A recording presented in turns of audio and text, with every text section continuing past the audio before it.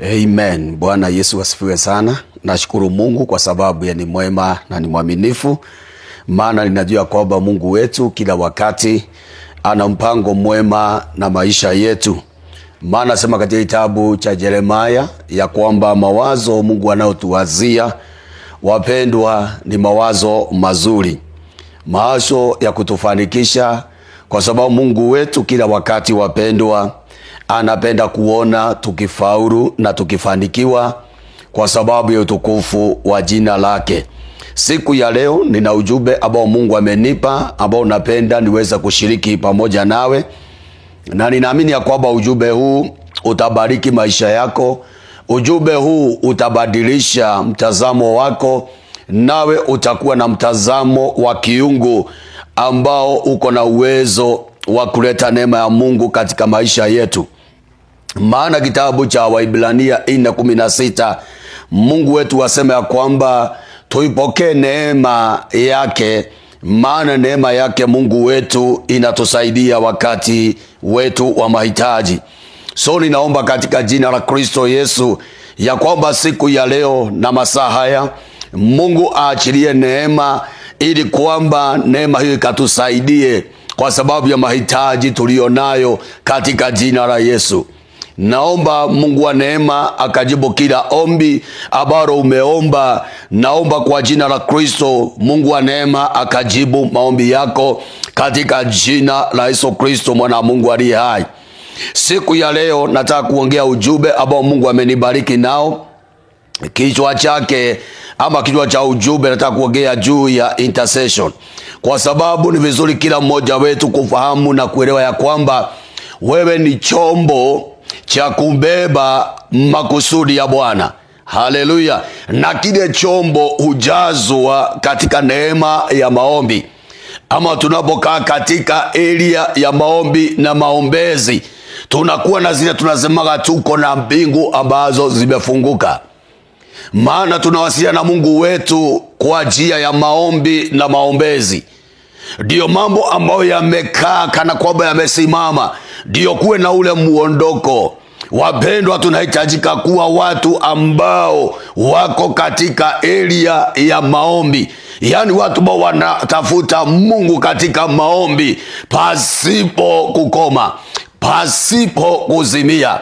Jina la Bwana wa mabwana lipewe sifa. So siku nataka tuongee juu ya intercession katika jina la Kristo Yesu. In the book of Isaiah chapter number 52 and verse number 1 and verse number 12, tabu cha Isaiah 52 na mstari wake wa 12. Maandiko inasema hivi: maana hamtatoka kwa haraka, wala hamtakwenda kwa kukimbia, kwa sababu Bwana atawatangulia na nguvu, na Mungu wa Israeli atawafuata nyuma awalinde. Tazama, mtumishi wangu ataenda kwa busara, atakuzwa na kuinuliwa juu, naye atakuwa juu sana. Jina la Bwana ipewe sifa. Unapoangalia maandiko bali nasema kwamba maana hamtatoka kwa haraka, hiyo ni neno la Bwana, wala hamtakwenda kwa kukimbia, kwa sababu Bwana atawatangulia. Jina la Bwana ipewe sifa. Hapa Mungu anataka kutuonyesha kwamba wakati tunapokuwa katika uweponi mwa Bwana, Mungu ndio kutuelekeza kile ambacho tunahitajika kufanya, kile ambacho tunahitajika kuomba. So Mungu anasema ya kwamba atatupeleka kwa neema yake na kwa speed ambayo yeye mwenyewe amekusudia. Maana sema kwamba hamtatoka kwa haraka, wala hamtakwenda kwa kukimbia, maana Bwana atawatangulia na Mungu wa Israeli atawafuata nyuma. Bwana atawatangulia kwa kila jambo, na Mungu wa Israeli atawafuata nyuma. Na asema hivi, mtumishi wangu atakaye mpenda. Hilo ni neno la Bwana, ya kwamba Mungu wetu wapendwa anajua kila tunachohitaji. Mungu wetu wapendwa anajua kile ambacho anaenda kuachilia juu yetu, na ninasema kwamba atakuja kwa wakati wake na wakati aliyokusudia. Nasema hakuna jambo lilo la maana kama kukaa na kutembea katika wakati wa Mungu, katika wakati uliowekwa. Bwana wa mabwana apewe sifa. Maana nasema kwamba mtatembea kwa wakati wangu, yani nitaenenda pamoja nanyi. Na wapendwa, tukiwa katika wakati wa Mungu hatutapoteza makusudi ya Mungu. Hilo ni neno la Bwana, ya kwamba tukiwa katika nyakati za Mungu, Mungu wa neema atatutembelea katika neema yake. Glory be to God. Asema kwamba tukitembea katika nyakati na majira yake hatutapoteza mbingu zilizo wazi. Jina la Bwana lipewe sifa. Maana Biblia inasema kwamba yeye ndiye atakaye tunza miguu yako, ama ndiye atakaye elekeza miguu yako katika kusudi lake. Haleluya. Maana mengine kuna mambo tumejaribu kukibishana nayo lakini tumeyapoteza. Kuna mambo wapendwa tumekibishana nayo lakini neema imekosekana. Lakini tunapoenda katika wakati wa Mungu, wakati uliowekwa, haleluya, hatutapoteza kile ambacho tumeshikiwa in this season, in the mighty name of Jesus. Naamini ya kwamba bado kuna mtu ambaye anakubaliana na mimi ya kwamba heri wakati wa Mungu. Ndio, ni vizuri kuwa na wakati wako na kuwa na mipango yako, lakini naongea juu ya kukaa na kutembea katika wakati wa Mungu aliyoweka in the season. Hallelujah. Na hiyo ndio ombi langu kwa kila mmoja wetu, ya kwamba pengine kuna season unaopitia inakaa ngumu kwako. Naomba in the mighty name of Jesus, kwa neema yake Kristo Yesu akuinue, akuweka katika majira yake, ili ukaweza kutimiza ndoto ulizo nazo kama vile umekusudia in the mighty name of Jesus. Kwa ajili nyingine hapa tunaelekezwa juu ya kuelewa ya kwamba Mungu wetu ni Mungu ambaye huwa anaachilia backup kwa chochote ambacho amekuitia kufanya, you as a believer. Glory be to God. Na anasema hiyo verse ambayo iko pale 13, tazama mtumishi wangu atatenda kwa busara.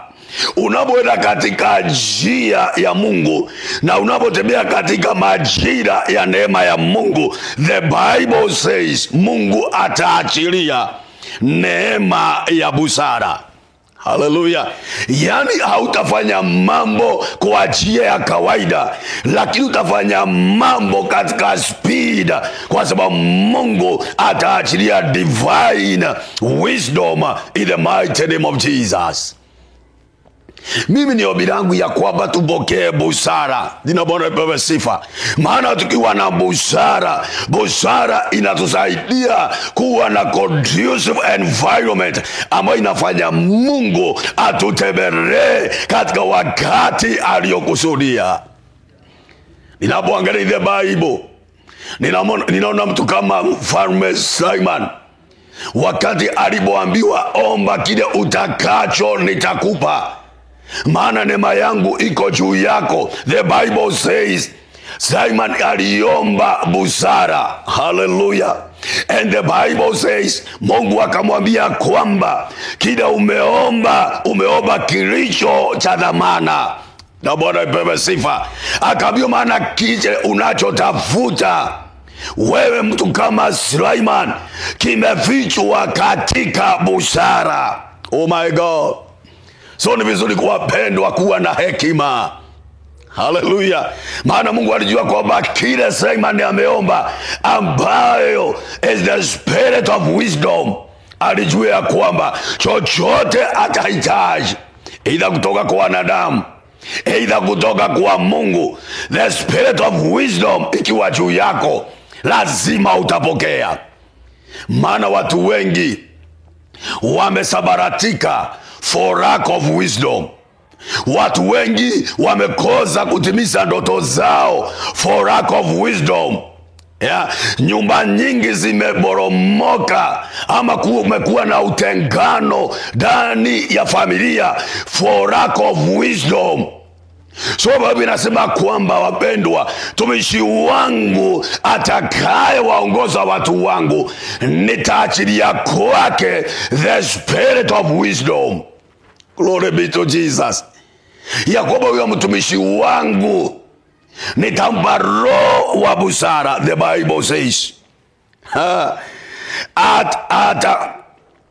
atatukuzwa na kuinuliwa juu, naye atakuwa juu sana. Hey, the spirit of wisdom huwa inakutoa kutoka kiwango fulani, ama kutoka katika maeneo fulani, inakuweka katika level fulani. Glory be to God. Na sio mambo na Biblia peke yake. Hata tunapoona katika hii hali ya maumbile, watu ambao wako na the spirit of wisdom ya kiwango cha juu ni watu ambao wanaweza kudhaminika katika jamii na hata katika taifa na ulimwengu wa sasa. Tunapoangalia kama nyakati ambazo tuko kwenye nyakati ambazo ni nyakati za teknolojia ya kiwango cha juu, na tunahitaji watu ambao wako na busara, wako na hekima ya kiwango cha juu, ndio tuweze kutembea na nyakati na majira zilizowekwa. When we lack wisdom, tunapoteza, in the mighty name of Jesus, nafasi zetu, tunapoteza kile ambacho tunahitajika kuchukua katika wakati uliowekwa. Glory be to God. That's why Bible inasema kwamba mtumishi wangu nitampatia the spirit of wisdom, taumba roho wa busara, ili aweze kutembea na time and season. Glory be to God. Ndio aweze kutembea na nyakati na majira, kwa sababu ya kuingisha watu wangu katika level ama katika kiwango ambacho nimekusudia mimi nikiwa Mungu wao. Wapendwa, ni wakati wetu tuombe roho wa busara in the season. Mahali ambapo tumefika ni roho wa busara atakayetusaidia kuinua macho yetu na tukaweza kuona kile ambacho tayari hakijafunuliwa katika wakati huu. Hallelujah. Ni katika roho wa busara tutaweza kuchukua mambo ambayo yamefichwa katika ulimwengu wa rohoni. Mungu anahitaji watu ambao wako na busara. Mungu anataka kutumia watu ambao wako na busara. Maana Mungu asema sio Mungu wa wapumbavu wala wajinga, ni Mungu wa busara. And that's why alimwambia Solomon, tumishi wangu, umeomba kilicho cha dhamana katika maisha yako. Na asema kwamba busara itakuinua, itakuweka juu sana. Jina Bwana lipewe sifa. Si mahali umekosa hekima, mahali ambapo umekosa busara, mahali ambapo umekosa wisdom, nimekuja kutangaza uwe connected by the power of the Holy Spirit of God in the mighty name of Jesus.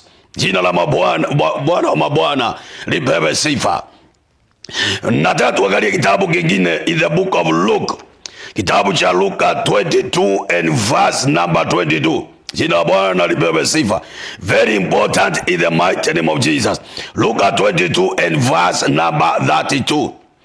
Kama uko pale sema amen in the mighty name of Jesus. Neno la Mungu linasema hivi. 32. Tuanze hapo 31. Akasema Simeoni, huyu ni Yesu.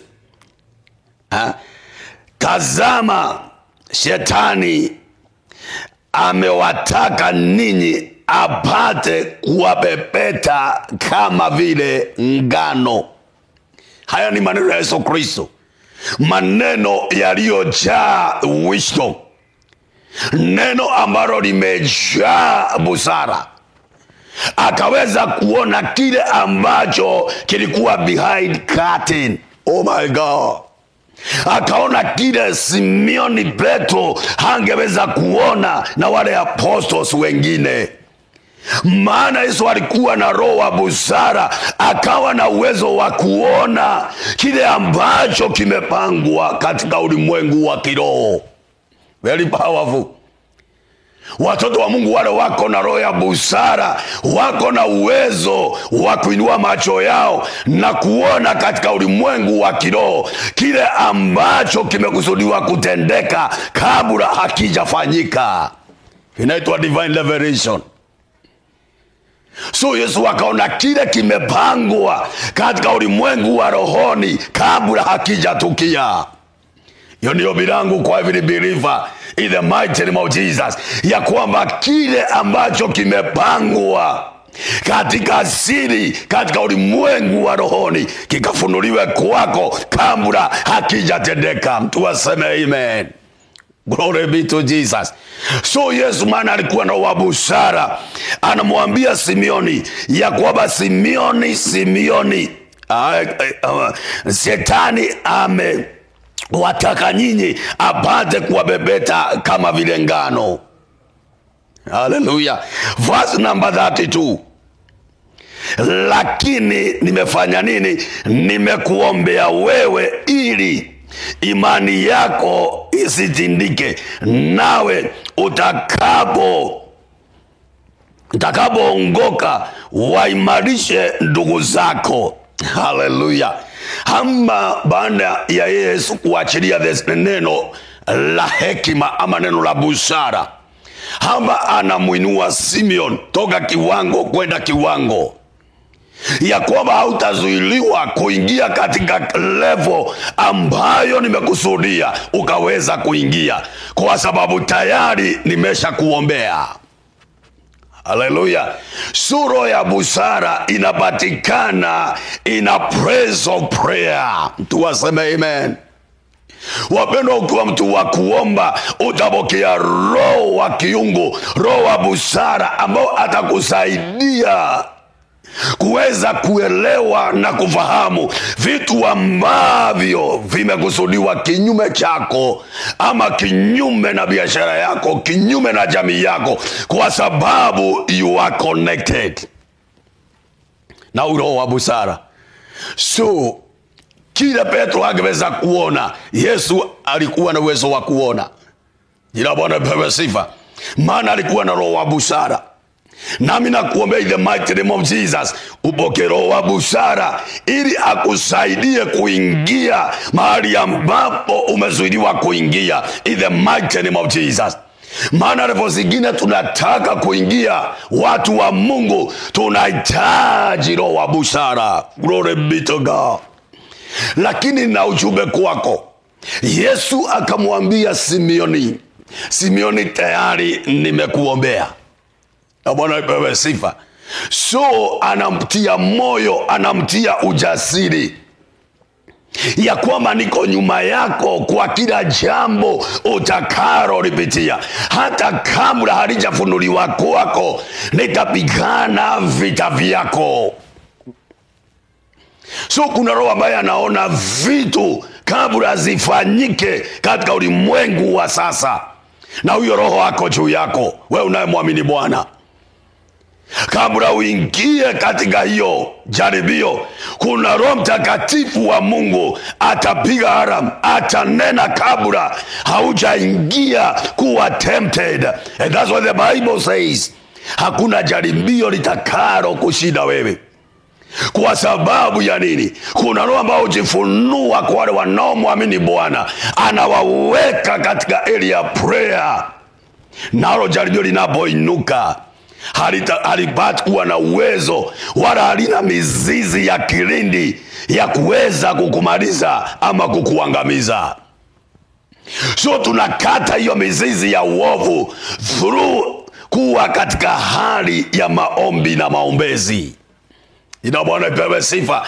Tunanyamazisha nguvu, tunanyamazisha ngome zinazotawala katika ulimwengu wa rohoni, katika mahali pa maombi na maombezi. Tuwaseme amen in the mighty name of Jesus. Hapo Yesu anasema kwamba tayari nilikuwa katika ulimwengu wa maombi, tayari nimekuombea. So hata kama ili jaribio litainuka kinyume chako, halitakuweza. That's why tunahitajika tunaomba kabla. Tusiombe ile maombi ya kuzima moto, tuombe kabla. Tuwe watu ambao wanaweza kuchukua muda wao, hata kama unasafiri, hata kama uko pale kwa biashara, unaingia katika kilindi cha maombezi, hata katika kilindi cha moyo wako. Yaani mtu ambaye anakesha na kuomba katika kilindi cha maombi. That's why Yesu anamwambia Petro, mimi sijakaa tu, nimekuwa katika kilindi cha maombi na tayari nimekuombea. Jina la Bwana lipewe sifa. Na sifanyike hivyo kwa kila mmoja wetu. Roho aliye juu yetu atatuombea kabla tuanguke katika uovu uliokusudiwa in the season, in the mighty name of Jesus. Iwe ni ndani ya familia, kabla uanguke kwa huo mtego, Mungu tayari, Roho wa Mungu tayari amekuombea. Tayari Roho wa Mungu ako kazini kupigana vita vyako. Na ndiye anaambia Petro ya kwamba tayari nimeshughulikia mambo yako. Haleluya. Wewe unayejaribiwa, usikate moyo, usione kufika mwisho. Kuna Mungu ambaye nimekuletea, ambaye ni zaidi ya kujaribiwa kwako, ambaye ni zaidi ya shida zako. Jina la Bwana lipewe sifa. Hilo neno la Bwana. Verse hiyo iko chini, verse number 33. Tunasema hivi, akamwambia, Bwana, niwapo pamoja nawe, mimi ni tayari kwenda gerezani au hata kifoni. Sikia maneno ya Petro. Akamwambia kwamba ikiwa umesimama katika hali ambayo nilihitajika nisimame mimi mwenyewe, ikiwa umelipa hiyo deni, ikiwa umeniombea, akasema hakika lazima nitaenda pamoja nawe ili kukamilisha mwito ambao uko nao. Kwa jingine Petro alikuwa anamwambia, Simeoni alikuwa anamwambia kwamba ninahitaji hiyo neema, na tunataka tuombe hii neema. Ndio namwambia kwamba nitafuatana na wewe, nitaenda pamoja na wewe, hata kama ni korokoroni nitaenda pamoja na wewe, hata kama ni hadi kifo nitaenda pamoja na wewe. Maana Simeon alielewa vile hii neema inafanya kazi. Wakati utakapoelewa vile neema inafanya kazi, kuna mambo hautaachilia. Wakati utakapoelewa kwamba kuna mitume ako na neema fulani, hautakubalia hiyo neema ipite kabla haujafanya jambo, kabla haujafanya uamuzi uliombora katika maisha yako. Situwe kama Simeon. Hakuachilia hiyo neema ipite tu, akasema hii neema nimekubali kwenda nayo hata kama ni korokoroni. Sikuwa kuna mtu anasema kwamba hii neema ambayo Mungu ameachilia in the season kupitia mtumishi wake, ninaomba tu hii neema isipite tu kabla sijafanya jambo, kabla sijaamua uamuzi uliombora in my life, in the mighty name of Jesus. Nasema Mungu wa neema akubariki sana unapokata uamuzi wako. Maana ningebeda niombe pamoja na wewe katika jina la Yesu Kristo. Na ninapoenda kuomba pamoja nawe, maana najua umebarikiwa. Kuna watu, nashukuru Mungu, maana wamekuwa watu wa baraka katika kipindi hiki. Na ninasema Mungu wa neema awabariki sana. Wale ambao ungebeda kusupport huduma hii ndio niendelee kukuletea neno la Mungu, kuna namba zetu ziko mahali pale. Na naamini kwamba katika jina la Yesu Kristo, hii neema ukisupport, maisha yako Mungu atayainua. Kwa sababu umesema kwamba hiyo maisha ya mtu aliye mwaminifu nitainua kwenda kiwango kingine. Naomba sasa niweze kuchukua muda huu niombe pamoja nawe. Baba, katika jina la Yesu Kristo mwana Mungu aliye hai, naombea watu wako wanaonitazama na wanaonisikiliza masaa haya. Neema ambayo ulikuwa nayo na neema ambayo umeachilia juu yangu, na iachilia juu ya maisha yao, mambo yao yaliyokaa kusimama. Naomba my Father and my God, ukaachilia neema itakao wasaidia katika wakati huu. Maana my Father, my God, watu wako wanahitaji kuingia kiwango kingine. Kuna wale wanalia, wanaomboleza kwa sababu ya magonjwa katika miili yao. Wengine wanaomboleza kwa sababu ya mandeni, wamefinyiliwa. Ninaomba katika jina la Yesu, achilia neema ya kuwainua, na Bwana wakapata nafasi ya kukuhimidi na kusema hakika wamekuona. Nabariki watu wako Bwana, hata wanaenda kusimama na programu hii. Bwana, naomba ukanyoshe mkono wako ukawabariki. Naamini kwamba maisha yao hayatasalia kuwa kawaida.